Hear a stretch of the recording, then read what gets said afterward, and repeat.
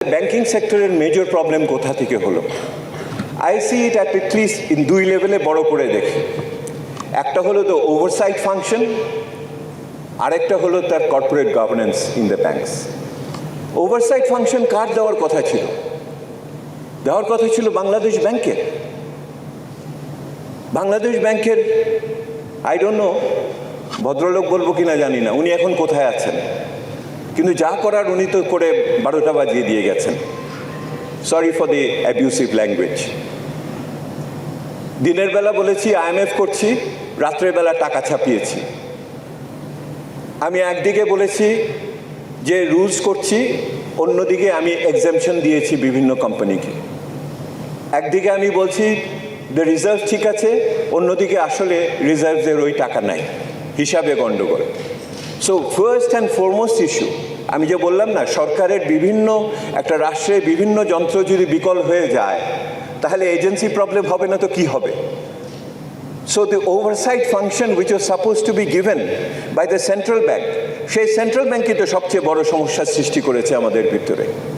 এবং সেই সেন্ট্রাল ব্যাংকের ভিতরে পার্টিকুলারলি এখন তো এটা তো কি বলে প্রকাশ্য হয়ে যাচ্ছে, মাসোহারা দিয়ে এই অলিগার্করা লোক রেখেছিল সেন্ট্রাল ব্যাংকের ভিতরে, এটা তো এখন প্রকাশ্য হচ্ছে।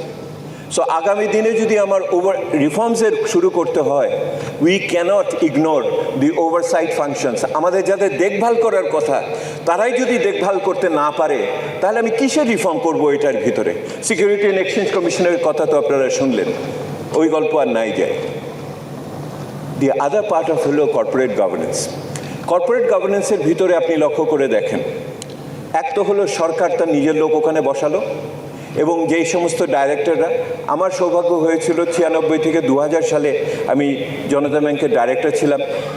লেট ল্যামেন্টেড কিবরিয়া সাহেব সেই সময় প্রথম সেই সময় বাইরের প্রফেশনালসদের এইখানে ডাইরেক্টর করেছিলেন, এবং সেই সময়ের পরে এরপরে যে ডাইরেক্টরগুলো হলো এরা তো ওখানে ব্যবসা করলো বসে, ইউ নো দ্যাট। ওখানে যারা দিল এদের কিভাবে চয়েস করা হলো, কিভাবে সিদ্ধান্ত? ওই যে বললাম, যখন অলিগার কাজ করে সে সব জায়গাতে একসাথে তার অক্টোপাসের মতো সুর বিস্তার করে। ওই যে ডাইরেক্টরসগুলো দিল সরকার, ওই ফাইন্যান্স মিনিস্ট্রি থেকে দিল, তারা প্রত্যেকে ওইখানে বসে ব্যবসা করলো, এবং সেটার ভাগ তো অনেকেই পেল। এটা তো কোনো গোপন ব্যাপার না।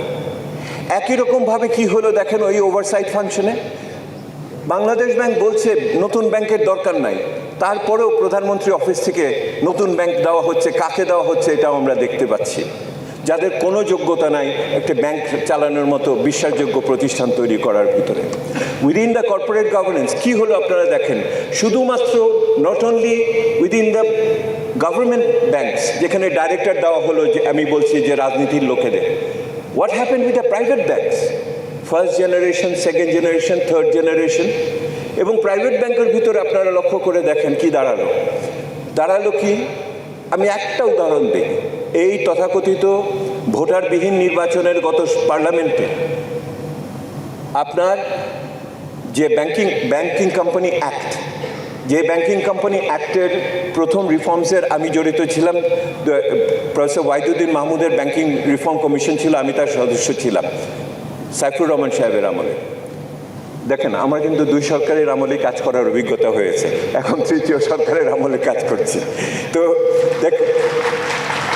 দেখেন কি হলো ওখানে, একটি মাত্র একজন দাঁড়িয়ে বলল যে tenure of the directors, sponsor ডাইরেক্টরসকে বাড়াতে হবে, 2 বছর থেকে 3 বছর করতে হবে। আমাদের পরিবারের লোকগুলো একাধিকবার থাকতে পারবে, আমাদের যাতে বেশি সময়, বেশি মানুষ এবং বেশি দিন থাকতে পারবে।